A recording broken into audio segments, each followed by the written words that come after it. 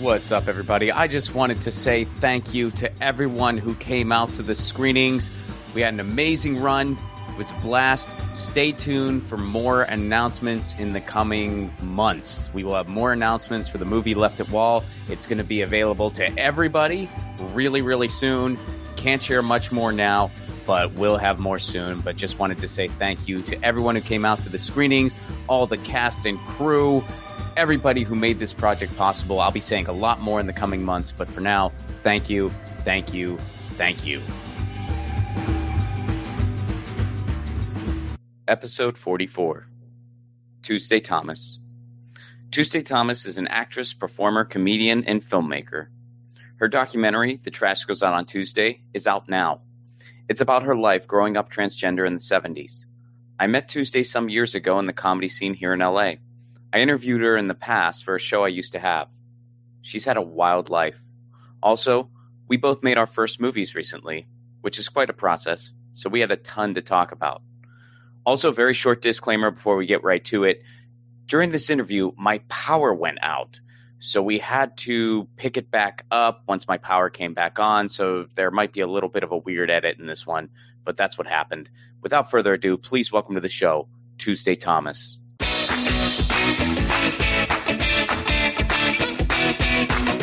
Tuesday Thomas, so good to see you again. It's been a while. Yeah, I think it was pre-COVID, wasn't it? Yes.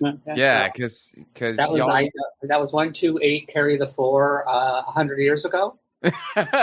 Yes, it was a while ago. Yeah, I was thinking about that. I mean, that's just such the LA comedy cliche. Like you realize you haven't seen somebody in years, and you're like, oh, it has been that long. Especially when you throw a pandemic and all of it. Yeah. So let's. I really want to talk a lot about the documentary and kind of focus the conversation around it. So let's kind of start at the beginning. You grew up transgender in the 1970s. And I was born. I mean, I was born in 62. Mm-hmm. So, my youth was late 60s, early 70s. And then I transitioned kind of officially, even though, I mean, looking back, I was play acting what I was. I didn't have a term for it, but I found out around 1980 or so, and then kind of like went from there. And it was, I don't even know where to begin with it. It was so different. You didn't have the only one I ever heard of was Christine Jorgensen, and then that was in, I think, the 50s. And anytime that name came up, which was probably twice, if that, it was like, oh, that weirdo, that freak. Well, what did you think when you were younger? Like when, did you realize this about yourself? Like, how old were you, and what was going through your head? Like, what did you think the situation was? Yeah, I wasn't sure what the situation was, but I have a sister who's 2 years younger than me. And I thought it was the same as her. I thought, we were the same. That's the only way I can explain it. And then puberty hit, and I remember being around, it was a hot, sweltering, muggy summer day, and we were lying. We used to be able to go up to our parents' bedroom, and they had a fan up there, and we could watch TV. There was a second TV in the house, so we could watch things we wanted while they were watching the news or whatever. And we were allowed to do that one day, and we were laying next to each other. It was so hot, we're just in our underwear.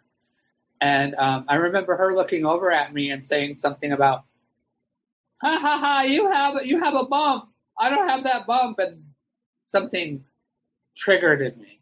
I was embarrassed. I didn't understand. I'm like, why am I different? I thought I was the same as her. And you know what I mean? Mm-hmm. And that just led down a road of what's wrong with me. I would see other I would see girls my age start to, grow breasts and things. And I'm like, why isn't that happening to me? Why can't I wear the dresses? Why do I have to wear these ugly clothes?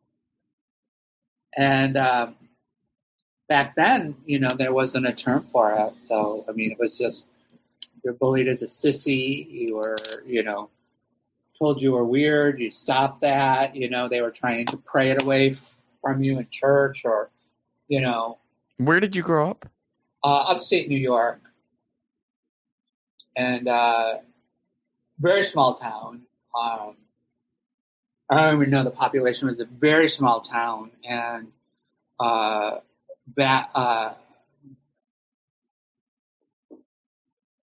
there was like one person, I think, as I got into my teenage years, that was very, very feminine, and they were, called horrible names, and their house was pelted. Oh no. With things, and they were attacked when they went out. It's a small town America, we're talking 73, something like that. And then I remember one town over, my older brother got married and moved to this one town over, and I remember reading about how there was this person, and everybody called them a freak and a monster, how it was in the paper that this person was trying to change their sex and using whatever Medicaid or the government insurance was called back then, Medicare. I don't know if it was still called. It was called that back then, and they had just changed the rules because evidently beforehand that operation would have been under it. And this is talking maybe 76, 77, and how they were trying to fight the state and the government to get their operation done through their insurance, and they weren't failing, so they went to the newspaper. And so they were, they outed themselves. And my brother happened to be married to this girl who lived in that town. They had an apartment in that town, and I went, to stay with my brother a couple of times, and I would go to where this person's house was and kind of walk around the block a few times, almost very stalkerish, hoping to see them. Because something in me was saying, that sounds kind of right, but I don't know. I have to investigate this. Did you ever get to see them? No, never. Oh, you never got to talk to them? Never got to see them. Never got to talk to them. Never know what happened to them back then. Because you're in such a conservative, ultra conservative area that you just are you're afraid somebody will out you. You're already bad enough being you, and you don't understand why people don't like you, because people can sense that you're different. They might not know why you're different.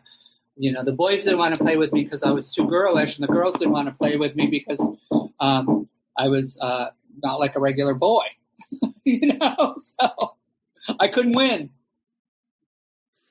So how did you then, how did you get out? And then you said that you came out in 1980. Like what was sort of the...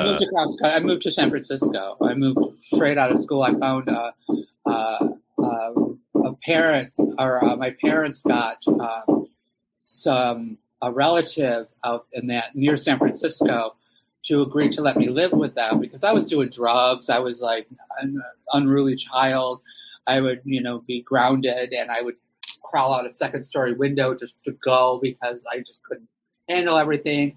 I was taking my mother's prescription medication, Secanols and Tuinols and all these stuff, at 13, 14. I think I was 15 the first time I did acid. I mean, and it was in school. How was that school day? That's in the documentary. That was really interesting because I was I heard acid makes you see colors and feel good and be happy. Don't take it was the anti-drug literature of the day. It was don't do this because you'll see colors and you'll see shapes and it'll make everything pretty. You don't want that. So of course I did. And so I heard somebody in school that was selling it, and I walked up to him and asked him for it. He's like, "You want this?" I'm like, "Yeah." And so I bought it. I bought a hit off him. I'm like, "Well, how do you do it?" He goes, "You want to buy it and you don't know how to do it? And I was just Yeah. And so he goes, you put it on your tongue. So I immediately put it on my tongue. He goes, not now. And so I ended up having to go to biology class, and it was frog cutting day. Oh, wow. Yeah, and you know how they twitch with the nerves still. And went in there, and I was like, teacher, my frog is moving. And he was like, yeah, it's just, they're nerves. You're going to cut them. It's the nerve thing making it twitch. It's not alive. Just do what you're supposed to do.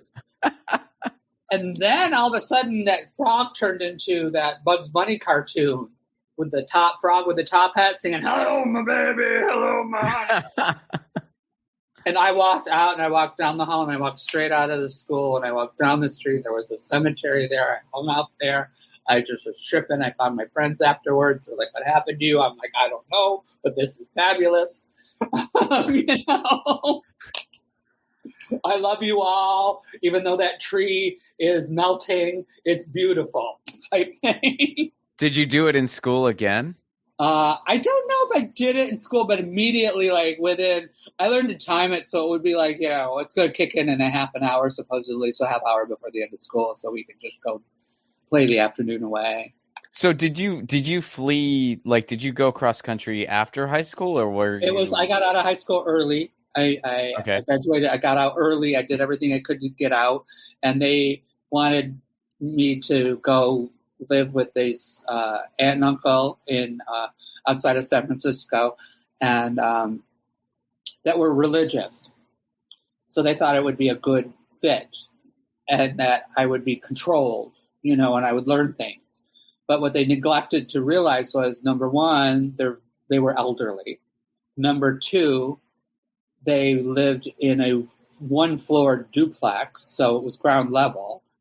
Number three, they were alcoholics, and they were passed out by 7 o'clock in the evening. So I could just walk right past them. I would do whatever I wanted to do. So, I would go out and, be out all night. But this is also the start of, when GRID and gay cancer before AIDS.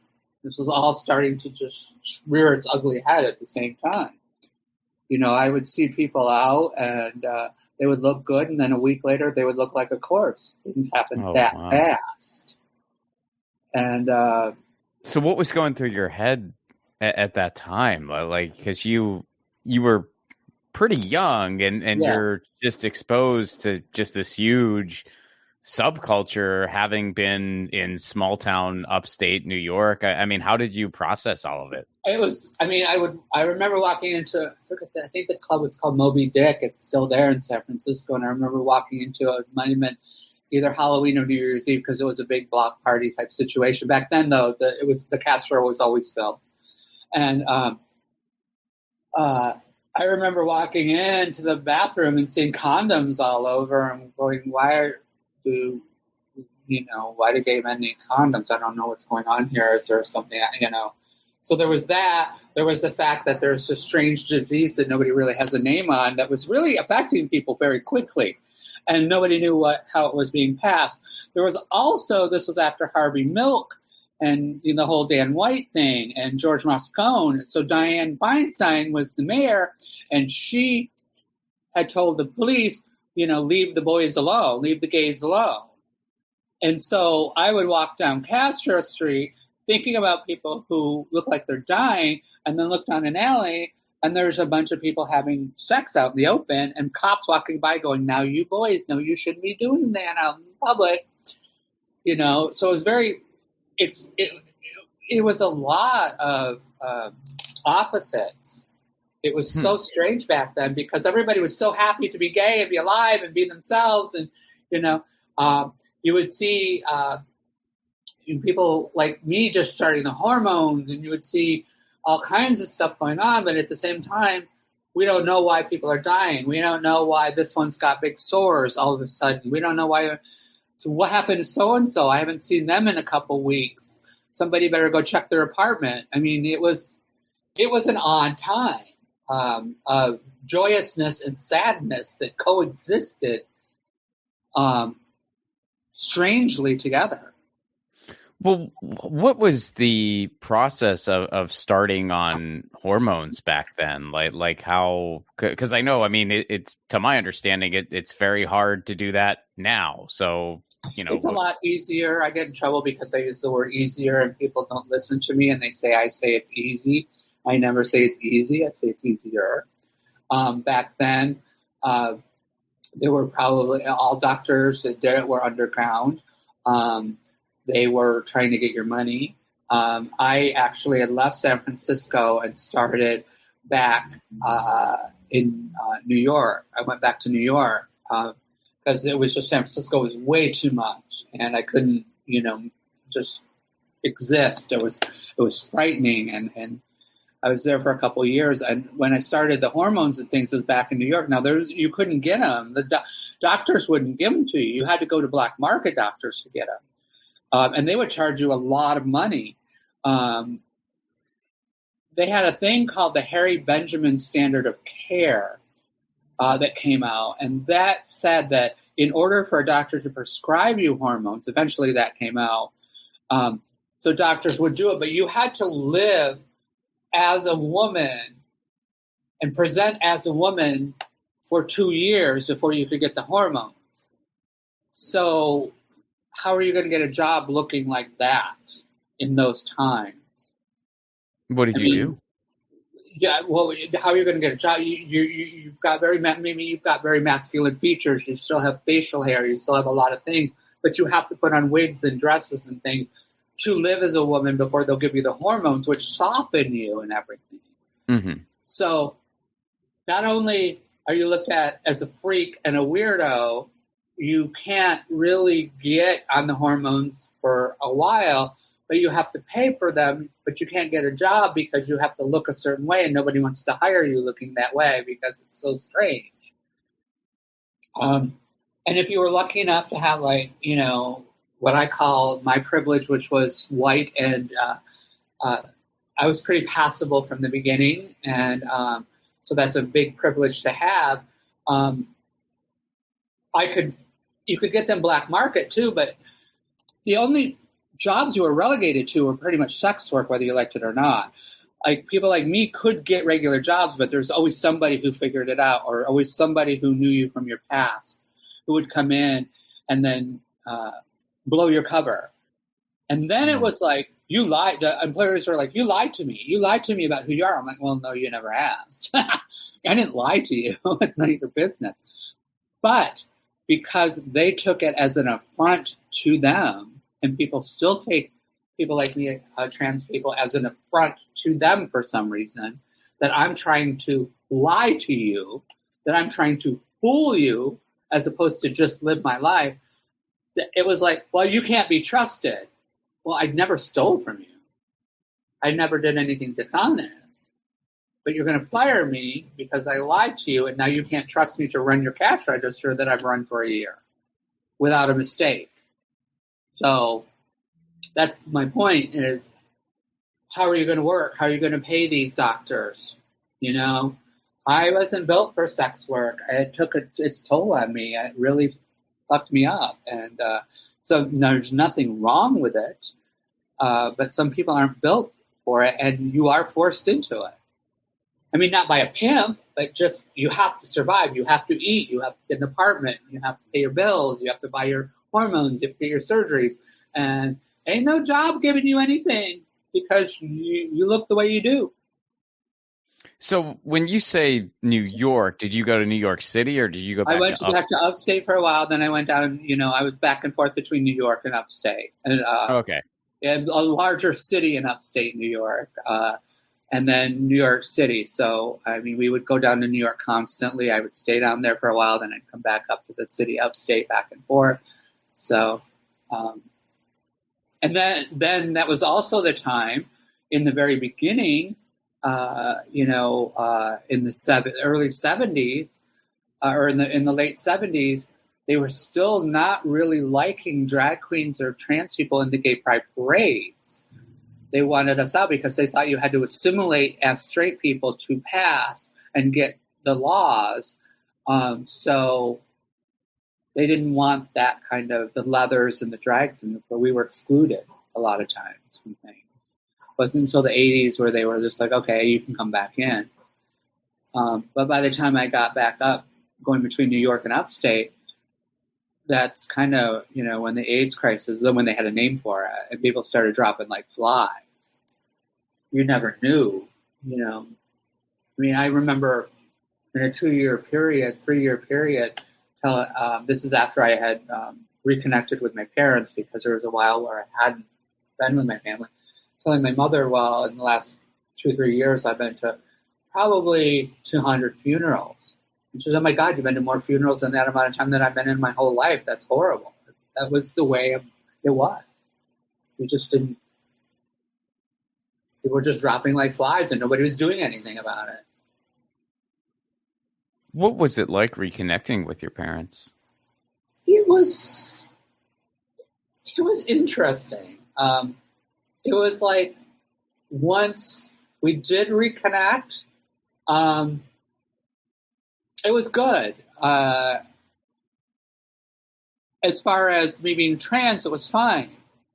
But there's still other issues that were never... I don't even know how to say this correctly. There's still dark secrets in families. Okay. Well, so what did you tell them? Those weren't ever acknowledged. Those weren't ever dealt with. It's like, okay, come back. You're my child. We love you. We're, you are one of us. You're okay. But it's like there's other issues that, it's family. Well, did you explain it to them, or what did how? I did it. I did when I first started, and then I talk about it in the documentary how I went to my mother and because I hadn't talked to her in a while, and I called her up and said, "This is what I'm going to do," and she went, "Oh my God! I thought the reason you hadn't called me was because you had that AIDS and were going to die. It might be better if you were going to die," and that set me on a trigger, which made me hang up the phone and not talk to them for a long time. After reconnecting, I brought that up to her, and she said, "You didn't let me finish. I tried to call you for years. I tried to hunt you down. Every time I found out where you were, you moved or this or that. I could never. You did not let me finish that conversation, because what I was going to say is it might be better if you were going to die, because your life is going to be so hard. Are you ready for this?" Which is a reality. So, I mean, you've mentioned difficulties getting care and all these other things. And at one point, and I know they probably go in a lot more depth with the film, but at one point you had to leave the country for medical care. Oh, yeah, yeah. What happened there? There wasn't. It goes... I had to leave the country recently for medical care. That's a whole nother story. But in the beginning, doctors would not operate on men. They would not do, even if they thought you were trans, they wouldn't even do a nose job on you. They did not want anything to do with that. I had friends who, died of appendicitis because they went to a hospital, and the hospital was like, "You're an it. We don't know what to do with you." They said that? Oh, I was called. I mean, I was told at a GLB center, because it wasn't until after the AIDS crisis that it became LGB, and it wasn't until almost the year 2000 that the T was added. People don't realize that. These people who are newer think, "Oh, it's then the LGBTQIA centers." No, it was the gay, lesbian, and bi centers. Then they moved the lesbians in front, the L in front of the G, because the lesbians took care of the gays during the AIDS crisis. They were the only people that would nurse the gay men. I would go into hospitals to visit friends, and they would be on these rubber mattresses with no sheets and no curtains in the windows and all this stuff. And I remember screaming at a nurse once, like Shirley MacLaine, and what was that, Terms of Endearment, get them something, get them a blanket. Nurses didn't want to go in there. They were scared. Doctors were scared to go in there. People were dying on stretchers in hallways because they were just put in there in the hallway and people would walk around them. And they weren't getting any care because they didn't know about what AIDS was. So there was that. And then as a trans person, you were counted as a man. So one of the things people don't realize is they look at the numbers in the AIDS crisis, they're like, oh, trans people weren't that affected.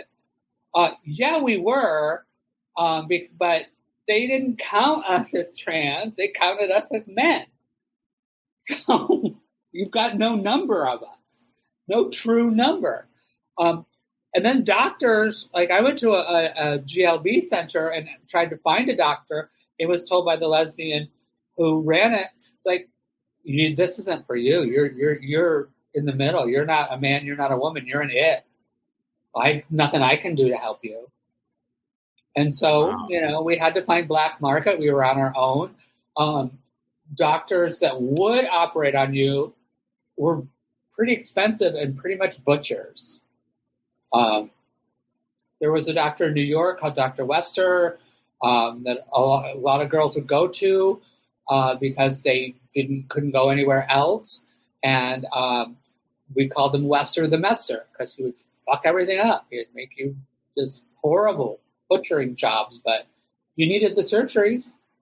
And in order to leave the country, like I was fortunate enough to have an ID that had a female name and the F in it, so I could get a passport and go down to Mexico and get more inexpensive surgeries, because in Mexico, it's an odd situation where they sell female hormones over the counter because they would rather have you be a boy who becomes a girl than to be a gay boy. So they're like, yeah, if you want to be a girl, go ahead and be a girl. That's better. So there was all those surgeries at good prices. And it's not, there's parts that were, like I ended up years later having some botched surgeries done in Mexico, but there were some good doctors down there. It's not a third world country, Mm-hmm.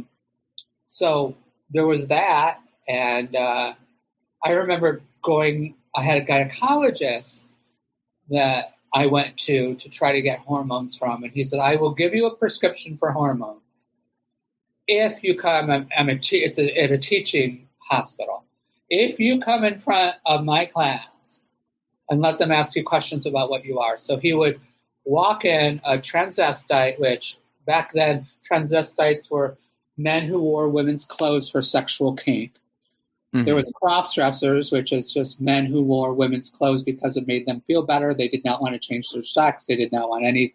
They just, usually were married and had kids, and they would end up in the gay bars because they weren't judged. They could be in the women's clothing. Then there were drag queens, who we all know what they are. And then there were people like me, the trans girls. And so he would have one of each walk in front of the class. So we'd sit there and we'd get questions asked of us. And we had to sit there for an hour, 2 hours sometimes. And some of the questions would just be like, are you sure you want to do this? You want to mutilate your body? And these are med students, mind you. Mm-hmm. These are not just the general public. These are med students.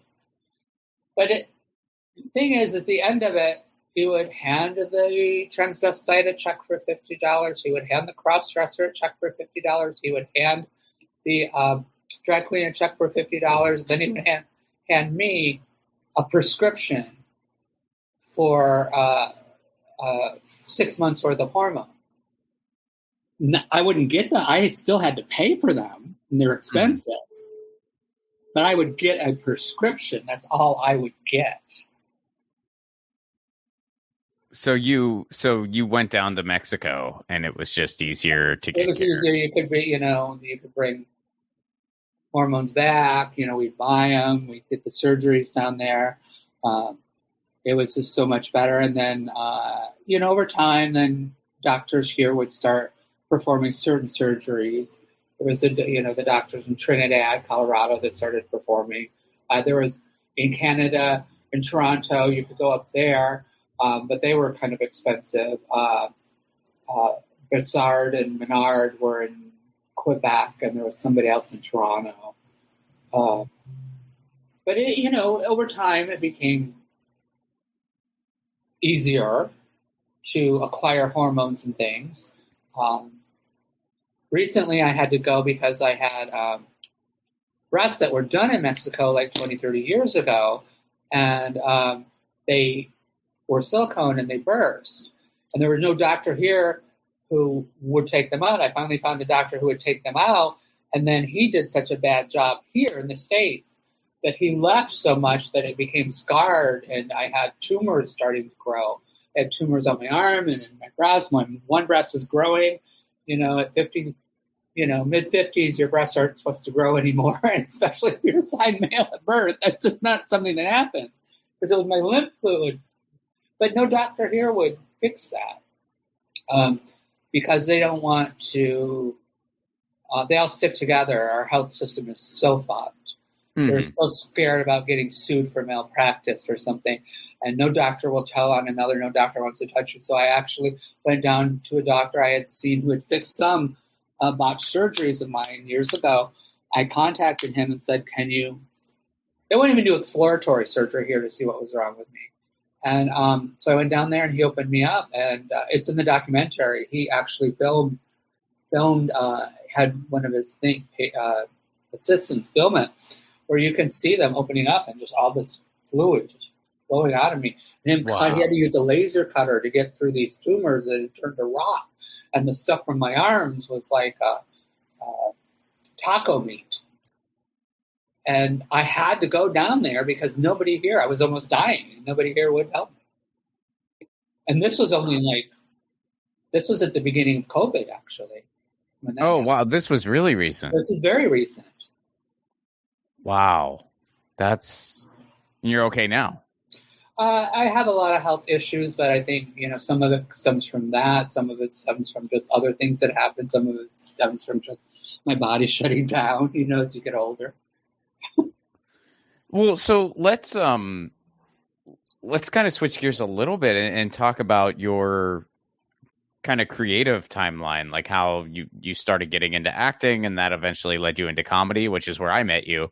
Mm-hmm. So how did that kind of unfold amidst all this? Well, way back in the day, one of the ways that I could make money without being in the sex trade was to be on stage as a drag queen, before I had the final surgery. But then you get to a point where you have surgeries, and back then they were like, okay, you can't do this anymore. I'm like, you're taking away the only job that I didn't have to fuck somebody for, You're taking away the only source of income I have because you're saying I'm not a drag queen anymore. I'm a woman. But the outside world doesn't really see me as a woman because I used to be assigned male at birth. So, I'm fucked. I've been making good money. So, I was on stage. I was very popular. A lot of good things happened. I was doing okay. And then that was taken away from me. And nowadays, just recently you've seen on RuPaul's Drag Race where they're allowing trans women to do this. But they used to just kick us out. You're not part of our community anymore. As I said, and I reiterate, it wasn't until almost the year 2000 that the T was added to the LGBT. So then, what do? So then I had to go kind of hide. I got my surgeries. I thought I wanted to go stealth, which I did, which I hid in the world for a long time. Got married to a horrible person, and there was a lot of problems with that I won't go into now because it's so deep. But people are like, oh, you were stealth. You should have stayed stealth. Stealth means that nobody knows. You're passing in the world as a cis woman. And there were benefits to that. There's a lot of drawbacks to it, just as there is about being openly trans. I would work in bars. I remember working in a bar in Vegas, and it was a biker bar, an electrical workers union bar. And they loved me. Customers loved me and everything, and it was wonderful. And I was having a good time. And, I thought, oh, this is great. They think I'm, fish, as we used to say, which you can't say anymore, but they think, this is great. And then I remember one of the guys, an obvious trans woman walked in the middle of the day and got hostility. And then one of the guys that was like one of my, at that time, before he said this, was one of my favorite customers, after the trans woman left because she felt the hostility and was like, I better get out, turned to me and said, yeah, it's a shame they made that a hate crime and you can't kill them freaks any longer. Oh, God. So, Ron, what do? Do I openly defend that person and out myself? So he's going to kill me? I mean, it's a horrible, horrible conundrum to be in. So hypocritical. But I have to protect myself because I'm in this situation. There's nothing you can do, really, except go, yeah, all right. And then try to change the subject. You can't defend them because, if you defend, that's the thing that people go to, which I never, I can defend. How do I want to say it? It's like you defend somebody. You say, if I were to say oh, trans people are okay, I know some. The first thing out of their mouth would have been like, what, are you one of them? Why? Why do you like them? Are you one of them? That's automatically where people go. I can defend dogs without being a dog. But people don't go there when it's somebody that's such a hated group like that. So, yeah, there was not much I could do. So there's benefits and there's a huge and what if you are with somebody who doesn't know and then all of a sudden they find out or somebody tells them? Well, how long did you stick at that job after that? Was that sort of... I had really not a lot of choice, because it's sure. You want to go, it's good money, you want to go, you just have to be very careful. And then I, eventually did leave it, but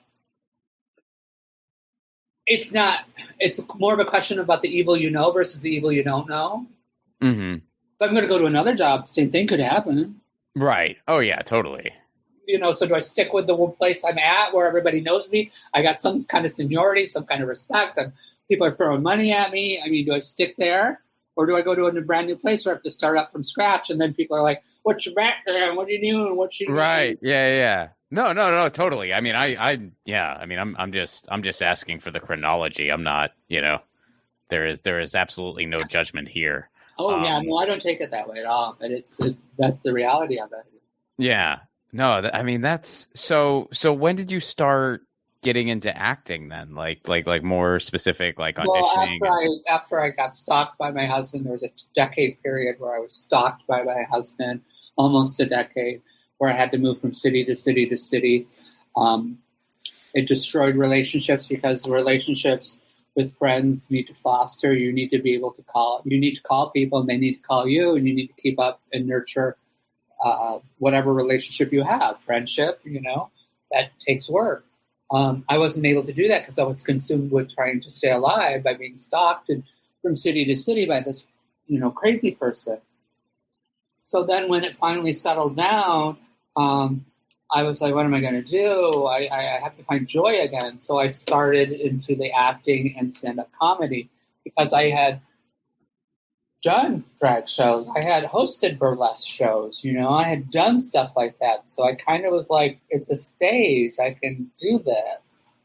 And so I started doing it, and I enjoyed it very much. And I realized it's pretty much, where I should be. So let's get specifically into the movie or / documentary. What made you decide to make this, and why now? During COVID, none of us knew if we were going to live to the next day or not. We didn't know if a virus was going to kill us or if they were going to keep us completely locked in our houses forever. So I took my little phone and I put it on a tripod, and I thought, I'm going to tell some stories about my life. And maybe I'll turn it into a short film and throw it through festivals. We'll see what happens. And before I knew it, I had 20 to 35 hours worth of stories. I didn't know what to do with it. I was overwhelmed, and I went to a friend of mine who had worked. We had Freak Show. My friend Cyrus and I had that show, Freak Show. We had done a pilot. My friend Jesse had worked on that. Shot the pilot for us, and we tried to sell it, and didn't really go anywhere. If anybody wants to see it, it's on my YouTube channel. And so we went. I contacted him, and I said, I am going to send you this stuff.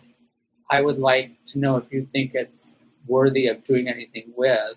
You don't have to watch it all. And because you I don't know if you go through this, but when you're a storyteller, which you are, there's a difference between a comic and a storyteller. We're filmmakers. Filmmakers are storytellers. Sometimes you're like, am I too close to this? Are people really going to give a shit about this?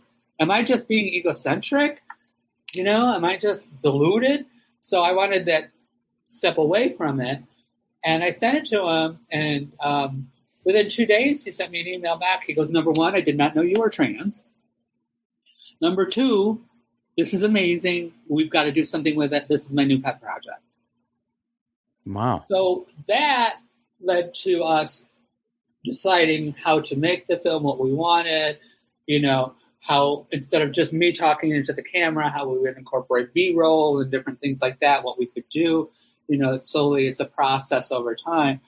But that also made me realize that just because you're something and you've lived with it your whole life, that you are, A, B, C, D, whatever it is, and you assume everybody knows it. They don't. Mm-hmm. And I realized, I wonder how many people don't know.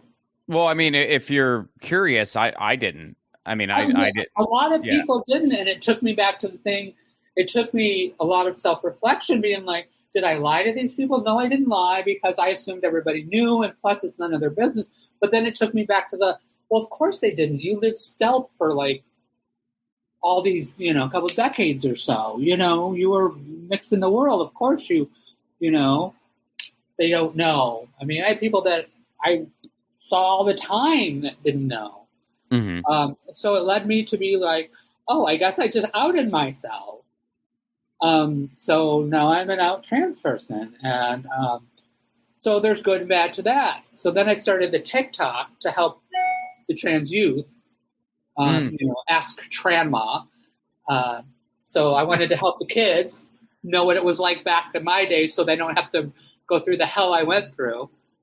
But that also brought up interesting things, because I went to, I live in an underserved area, so I don't want to out the business that did this, because it's an important business to service the community here.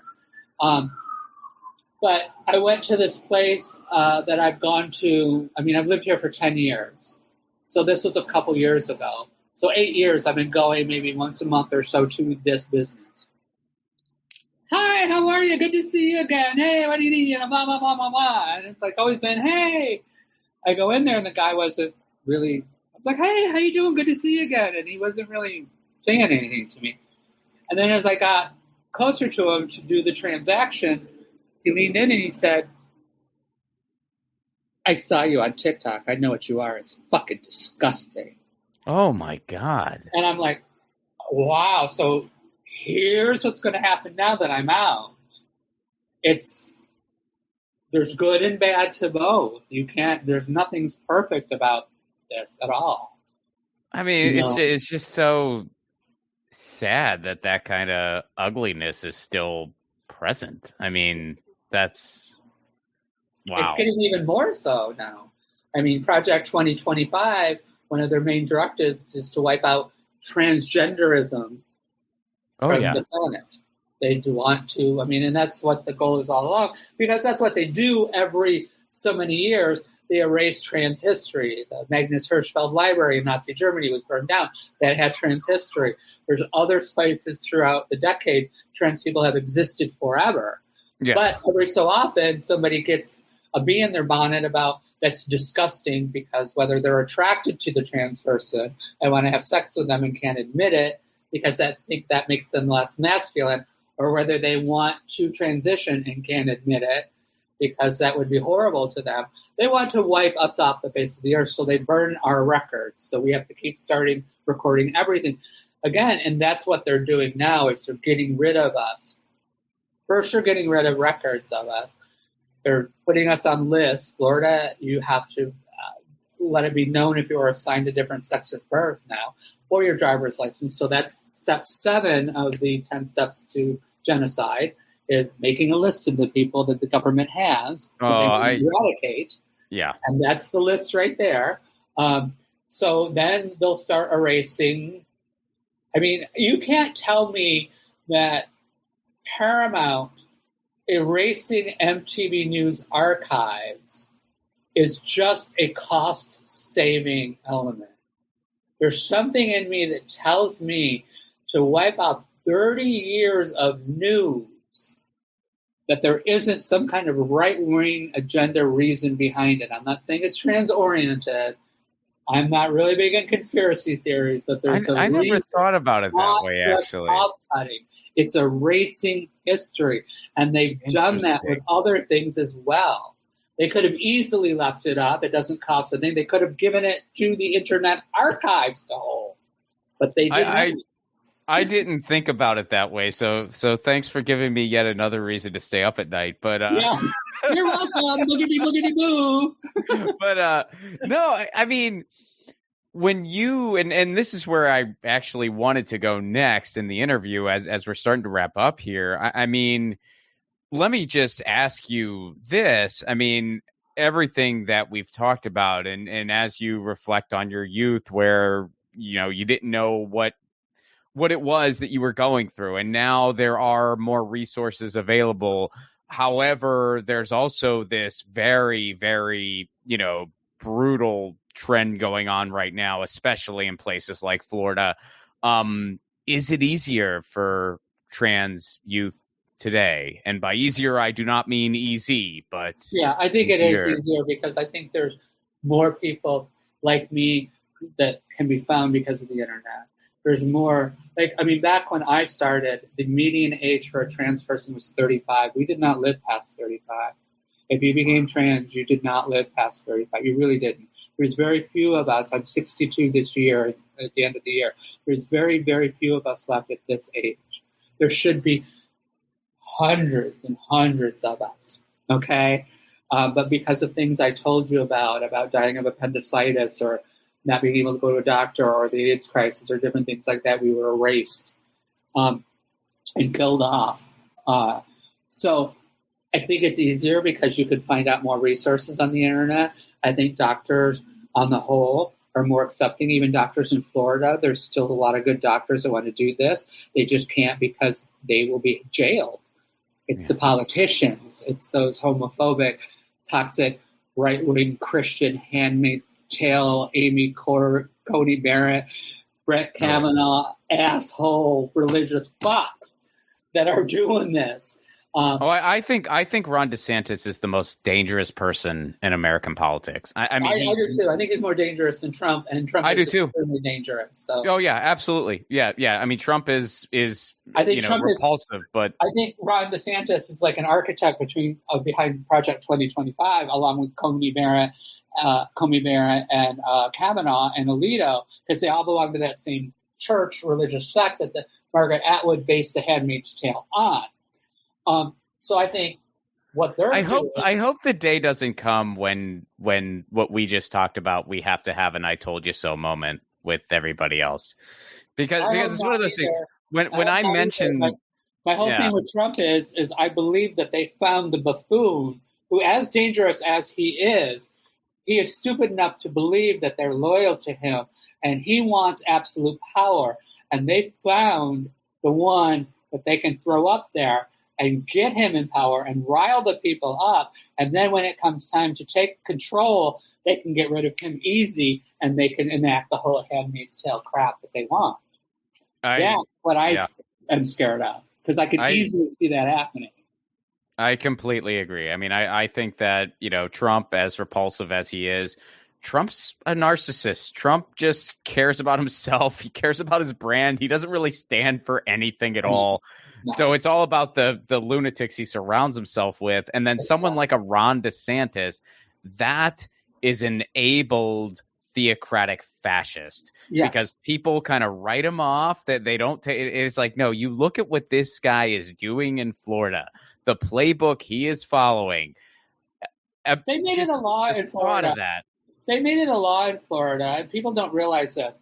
They enacted a series of laws that don't look like they're interconnected, but I know that they are. There's a reason. One of the laws is you don't have to in order for somebody to get a death sentence for a crime, that requires that the death sentence is eligible for, you don't need a majority. You can do like a 5-4. That's fine, okay? So they have that. They also made it sex crimes eligible for the death penalty. Okay, they did that.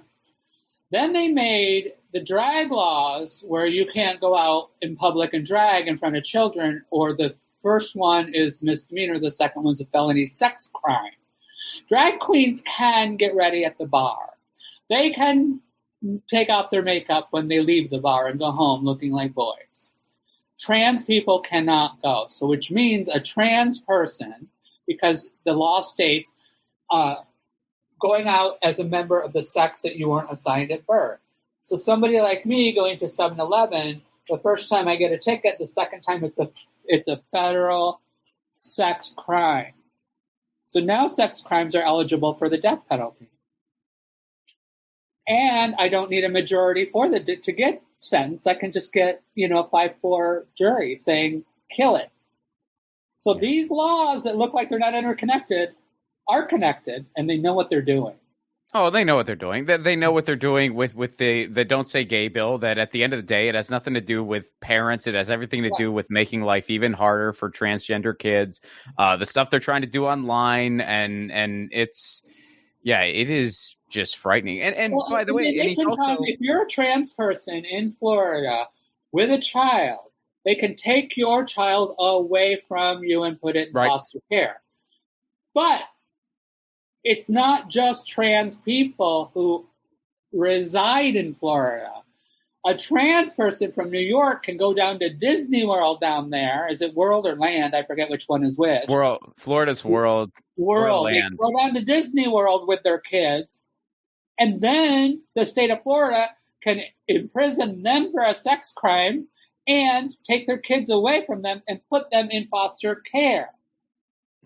Okay? You don't even need to reside in Florida for that to happen to you. And Amy Coney Barrett has stated that, we need more children to be able to adopt out. So they're okay with stealing other people's kids to adopt out. Oh, my God. They're okay with child labor. They know what they're doing.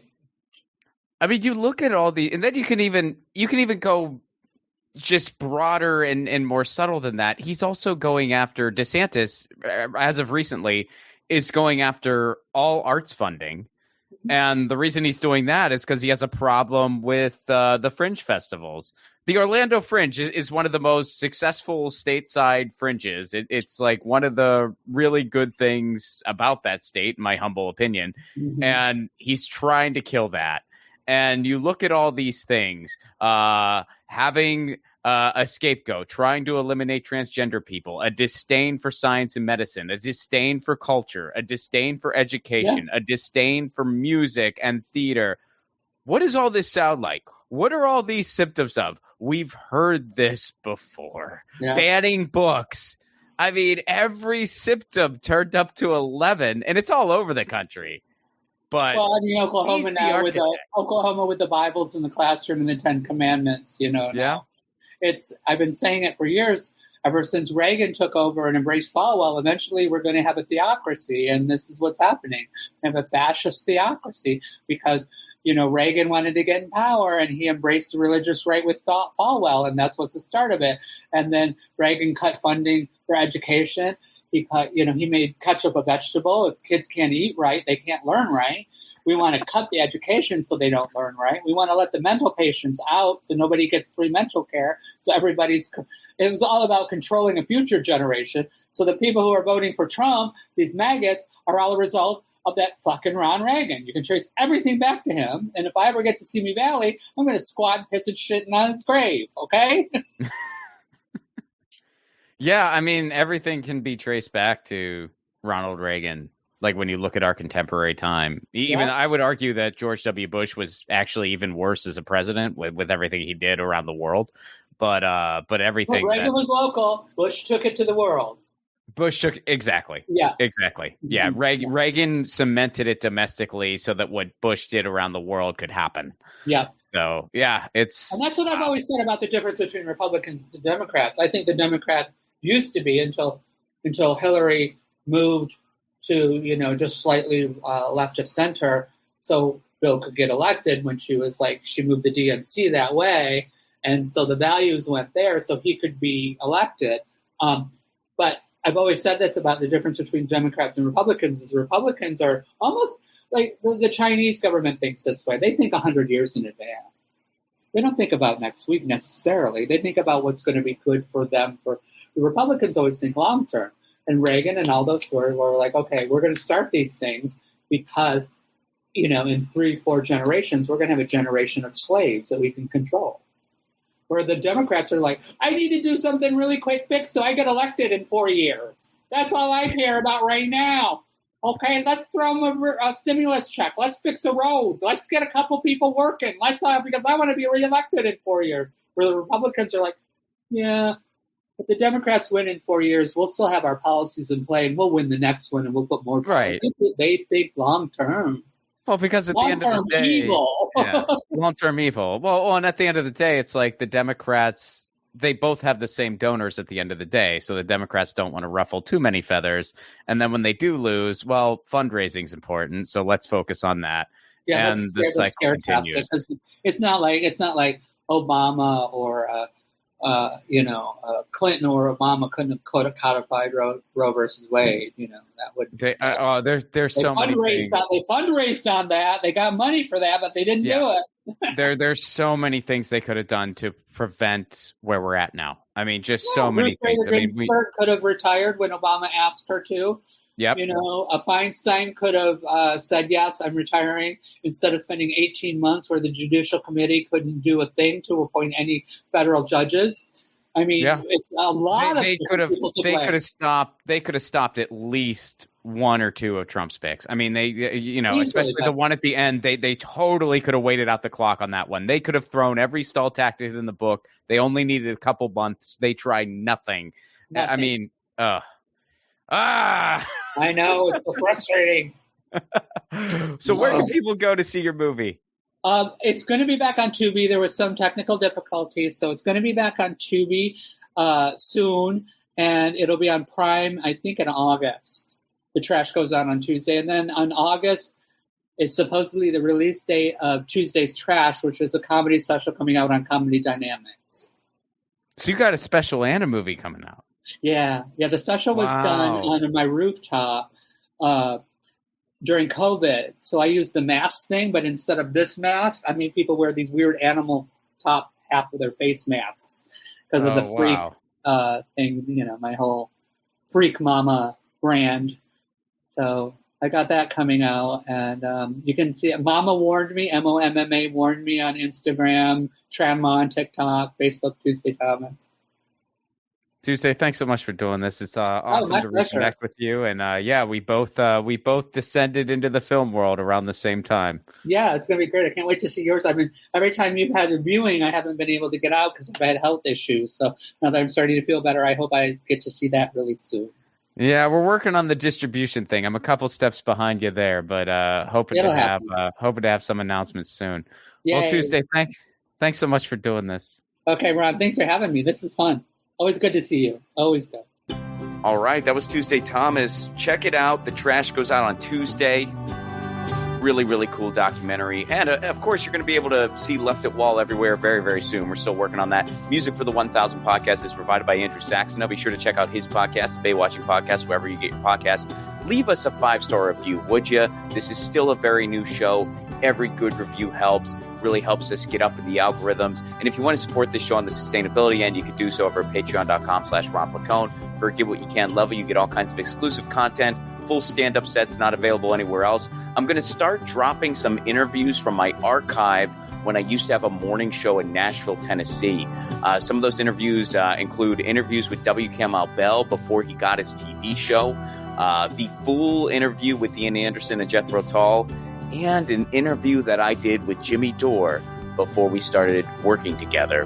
So a lot of interesting stuff. You can check all that out soon over at patreon.com/Ron Placone. All right, that was number 44. A nice double number there, 44. Moving on. Soon it's going to be more of around number 45 is coming up soon, getting a little bit closer to 50. Are we past my amount of birthdays? I'll never reveal. See you next week. Peace.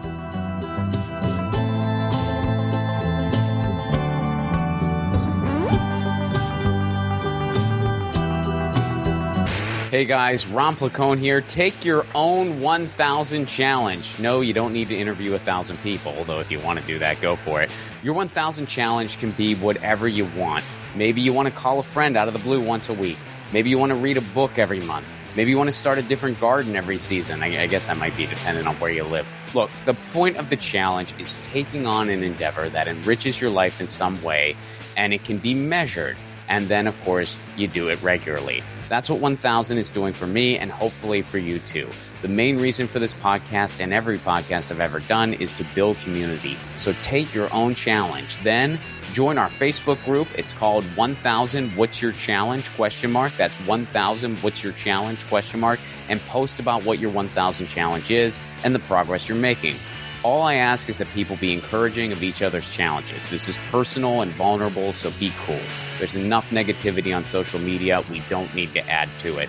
For those of you who aren't on Facebook, hopefully in the future we'll be expanding to places like Discord, Reddit, but for now, we're starting on Facebook. And again, that Facebook group is called 1,000 What's Your Challenge? See you there.